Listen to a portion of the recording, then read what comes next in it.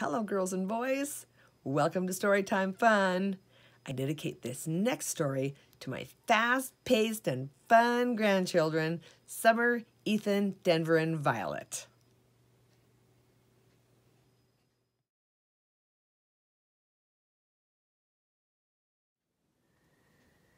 Today's story is out of the Disney's Christmas Storybook, written by Elizabeth Spur. Mickey Mouse, Mickey's Christmas Carol. Scrooge hurried past the carolers, who called to him, "Give a penny for the poor, governor." "Bah!" Scrooge replied. He climbed the steps to his office, and with his cane knocked snow from the sign, "Scrooge and Marley," still not replaced. Jacob Marley, his partner, had died 7 years ago that very evening.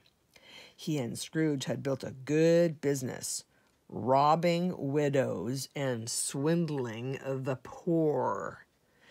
Inside the office, Scrooge's clerk, Bob Cratchit, shivered as he copied letters. Surely Scrooge wouldn't miss a little coal. As he lifted the scuttle, Scrooge burst into the room. "What are you doing with that piece of coal?" "I was just trying to thaw out the ink," replied Bob. "Bah! You used a piece last week." As Scrooge sat at his desk, weighing his gold coins, the door burst open. "Merry Christmas!" Scrooge's nephew Fred came in, holding a wreath. "Christmas!" snorted Scrooge. "Humbug!" "I don't care. Merry Christmas!" Fred handed his uncle the wreath. "I've come to invite you to dinner." "Are you daft, man? You know I can't eat all that stuff." Scrooge kicked his nephew out the door. "Here's your wreath back. Now out! Out!" After Fred left, Scrooge turned to Cratchit. "And I suppose you expect tomorrow off?" "Why, yes, sir." "Then make sure you come in early the next day." That night at Scrooge's home, he heard the sound of clanking chains. The ghost of his partner, Jacob Marley, appeared. Scrooge was terrified. "Ebenezer, remember when I was alive? I robbed the widows and swindled the poor," wailed Marley. "As punishment, I'm forced to carry these heavy chains through eternity." He shook the chains wildly. "And the same thing will happen to you. Tonight you will be visited by 3 spirits. Listen to 'em. Do what they say, or your chains will be heavier than mine." With a clink and a clank of his chains, Marley disappeared. Later, as Scrooge slept, a little man appeared in a top hat. "I'm the ghost of Christmas past," he said. "We're going to visit your past. Just hold on. Woo! Not too tight now." Remembering Marley's warning, Scrooge grabbed and held on tight as the man flew out into the darkness. Soaring over rooftops, they landed by a cottage window.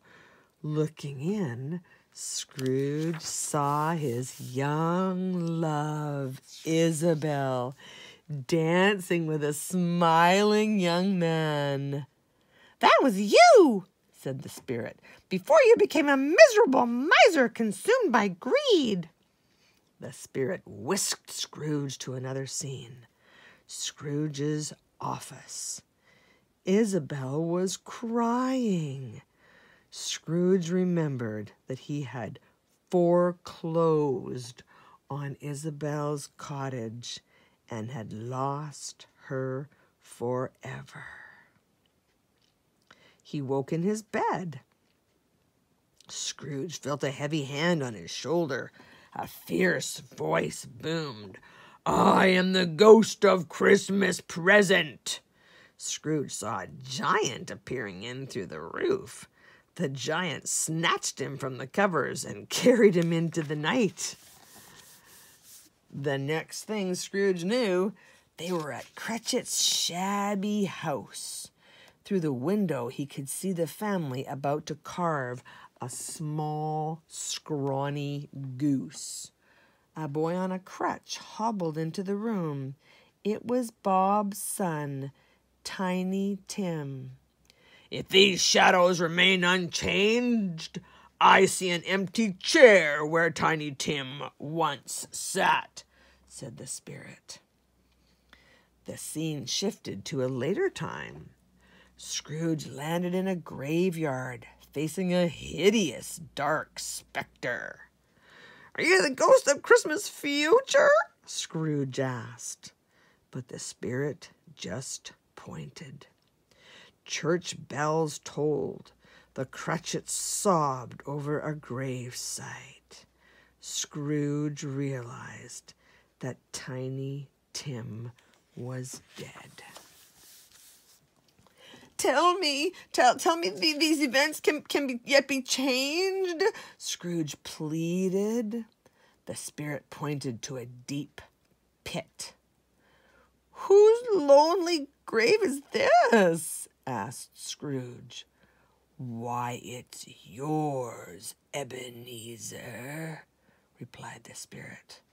The spirit slapped Scrooge on the back. "Oh, no!" Scrooge tumbled into the pit, and as he fell, he remembered all the people he had wronged.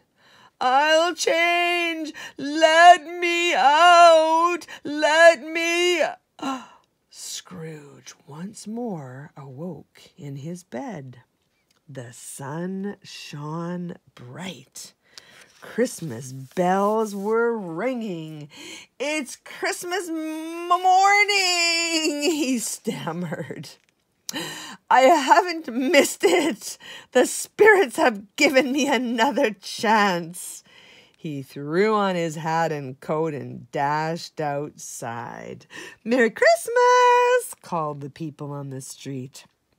"Merry Christmas to one and all!" Scrooge cried, as he pushed gold coins into the hands of the folks collecting money for the poor. He hurried past his nephew's carriage. "Ah, nephew!" he called. "I'm looking forward to that wonderful meal of yours." Rat-a-tat-tat! Bob Cratchit heard a sharp knock at his door. When he opened it, his face fell. Scrooge, looking very cross, stood with a big sack. "I've brought another bundle for you," he said, holding a laundry bag. But, sir, it's Christmas Day," said Bob. Scrooge threw the sack on the floor, and out fell dozens of parcels, tied with bright ribbons. He grinned as he watched the children's faces light with joy.